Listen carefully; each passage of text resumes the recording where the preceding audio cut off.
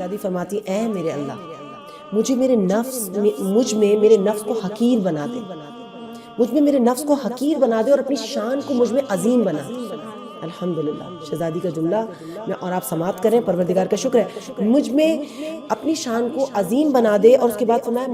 مجھے اپنی اطاعت اور ہر اس عمل کا الہام کر دے، ہر اس عمل کا جس سے تو راضی ہوتا ہے، اور ہر اس عمل سے دور کر دے جس سے تیری ناراضگی حاصل ہو سکتی ہے، یعنی جس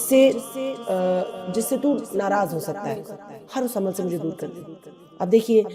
اس دعائیہ کلمے میں، اس دعائیہ جملے میں بندگی کی اعلیٰ مثال مجھے اور آپ کو دعا کا سلیقہ مجھے اور آپ کو نظر آتا ہے، یعنی ہر چیز میں اللہ کی عظمت کو سامنے رکھنا، اللہ کی عظمت کو تلاش کرنا، ہر چیز میں اپنے نفس کو ذلیل اور پست سمجھنا، بندگی کی آخری منزل